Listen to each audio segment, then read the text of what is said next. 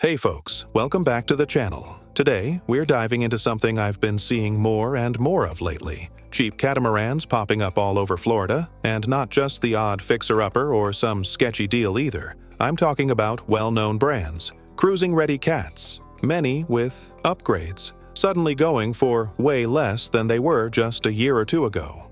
Now, if you've ever shopped for a catamaran, especially in Florida, you know the prices used to be sky-high. You'd be lucky to find anything decent under 500 grand, and even tired charter boats were commanding ridiculous premiums. But now, the tide's turning. Listings are sitting longer. Owners are slashing prices. And for the first time in a while, it feels like buyers have a bit of leverage. So what's going on here?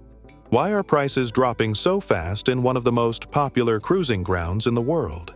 Well, I've got 5 big reasons I've been watching unfold from the docks, the boatyards, and the online listings. These aren't just guesses, they're patterns that have been building over the last couple years. Whether you're looking to buy, sell, or just curious about what's shaking up the multi-hull market, this one's for you.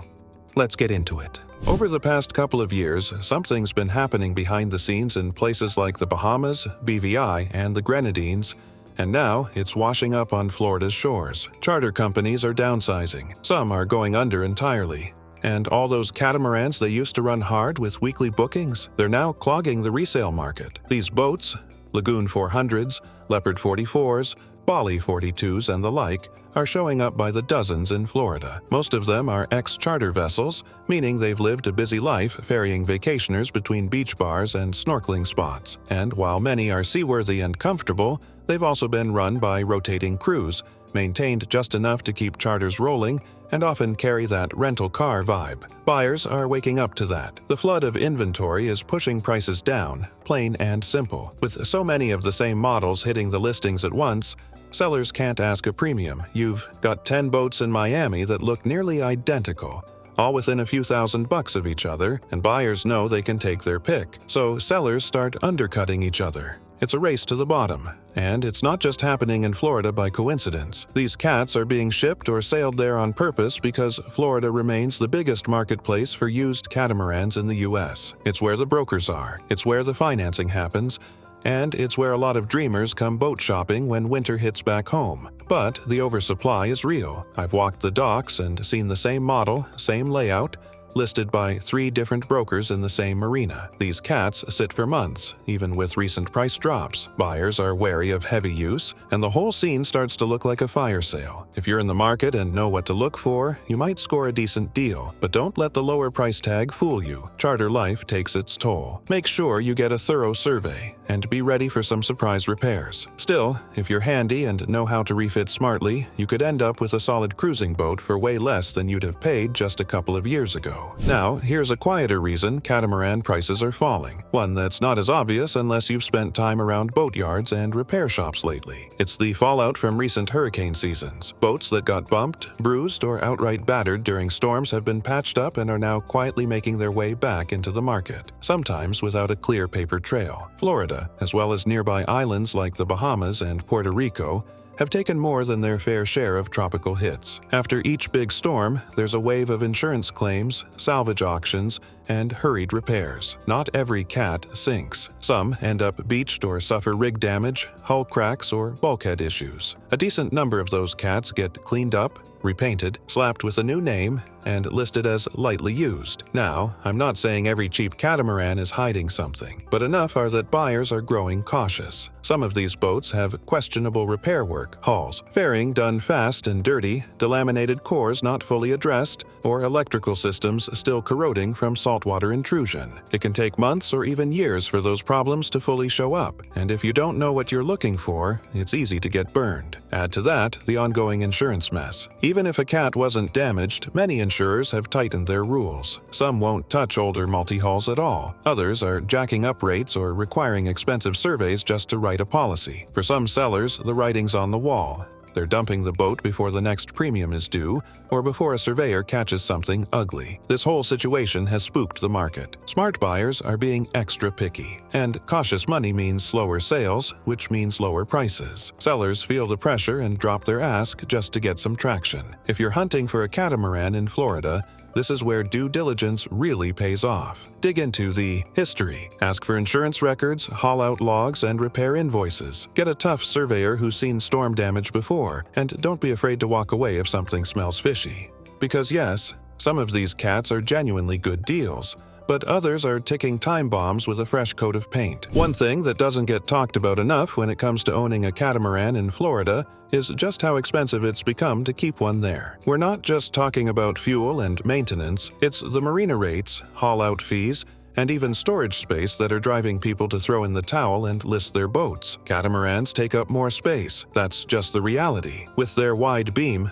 most cats don't fit into standard slips, so marinas either charge double or shove you off into the few extra wide spaces they've got, if you're lucky enough to find one. And if you want to stay somewhere popular like Fort Lauderdale, Miami, or even the Keys, be prepared to pay through the nose. We're talking several $1,000s per month in some spots just to park your boat. And it's not just the wet slips. Haul-outs are getting brutal too. Not every yard can handle a 30-foot beam, which means less competition, higher prices, and longer wait times. I've heard from fellow cruisers who had to wait weeks just to get hauled, and when the invoice came, it was nearly double what they paid 3 years ago. Blocking fees, pressure wash add-ons, environmental charges, it all stacks up. For full-time liveaboards, these costs can be frustrating, but for the part-time sailors or dreamers who bought a boat during the pandemic and only use it a few weeks a year, it becomes a budget nightmare. Paying year-round rates for a boat that barely leaves the dock starts to feel foolish real fast. That's when folks start listing. They realize the dream of catamaran cruising doesn't line up with the reality of Florida dock life, and especially not at Florida prices. So they put the boat up for sale, and with so many others doing the same, it becomes a buyer's market in a hurry. The truth is, unless you're cruising full-time or anchored out most of the year,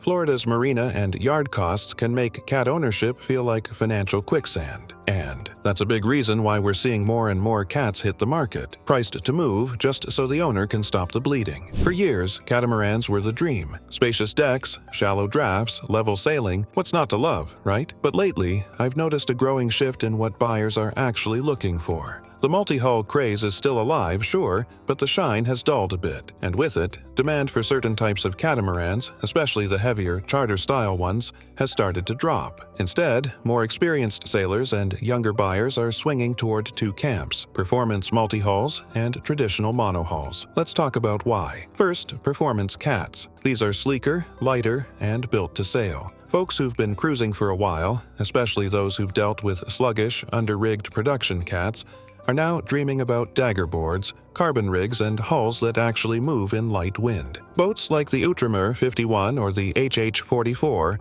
are in hot demand, and buyers are willing to pay for speed and handling. That means they're not looking at the older, heavier charter cats sitting in Florida marinas. Then you've got the return of the monohull crowd. Thanks to lower purchase prices, easier storage, and cheaper haul-outs, many buyers, especially those with offshore ambitions, are heading back to full keel or conservative fin keel designs. Boats like the Valiant 42, Pacific Seacraft 37, or even the more modern production cruisers are getting a second look. And while they may heel over more, they're often better built, more efficient upwind, and way easier to find a slip for. This shift in taste is leaving a certain type of catamaran behind, namely the spacious, slow, heavily built cruising cat that was once the poster child of pandemic-era boat sales. People are realizing that while they love the idea of a floating condo, the reality is a boat that's hard to maintain, expensive to dock, and not all that fun to sail in light wind. The result? More of those cats are sitting unsold in Florida, and as brokers get desperate, prices start falling just to get them moving. It's a classic case of changing trends. What was hot 5 years ago isn't flying off the shelves anymore. So yeah, catamarans are still desirable, but only certain ones. The rest, they're stuck in limbo, and their prices are dropping fast. Here's the one that hits closest to home for a lot of folks. The dream didn't quite match the reality. During the pandemic, boat sales exploded. People were stuck at home, watching YouTube channels, dreaming of freedom, sunsets at anchor, and sipping coffee in the cockpit. Catamarans, with their space and stability, looked like the ultimate ticket to that lifestyle. So folks bought in, some dropped $500,000 or more without ever having sailed a day in their life. But now, a few years later, those same boats are flooding the Florida market. Why? Because cruising full-time isn't as simple or romantic as it looks on social media. It's amazing, don't get me wrong, but it's also hard work, unpredictable, and sometimes downright frustrating. First off, the learning curve is steep.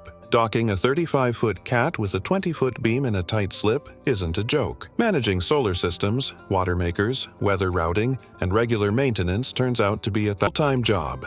And let's not forget seasickness, isolation, and the realization that paradise comes with bugs, heat, and bureaucracy. A lot of new owners never even made it beyond the Marina. Some took a couple of weekend sails, maybe a run to the Keys or Bahamas, then realized the dream was more exhausting than exciting. Others planned to cruise full-time but couldn't leave their careers or families behind. And for many, life just got in the way. Health issues, money stress, changing priorities. So the boat sits, and when something sits in salt water, it breaks. Systems corrode, mold creeps in, and batteries die. Costs keep stacking up, and that's when owners make the call. They list it, often eager to get out from under the weight. Florida, being a hub for boat shopping, is where most of these dreams-turned headaches end up for sale. You see listings like lightly used, only one Bahamas season, motivated seller, all signs of someone trying to cash out of a dream that didn't stick. And when enough people reach that point at the same time, prices drop. Inventory piles up, and the urgency to sell gets stronger than the desire to make a profit. It's not a bad thing.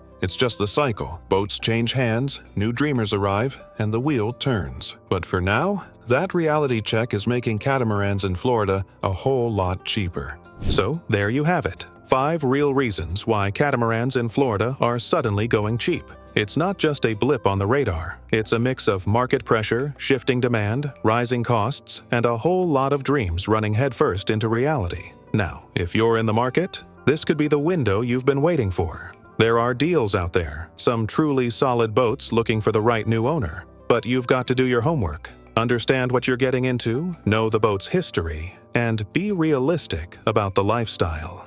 Because while the prices are falling, the work that comes with owning a catamaran hasn't changed one bit. For those of us already out here, it's a good reminder that the dream isn't just about buying the boat. It's about keeping it floating, moving, and meaningful.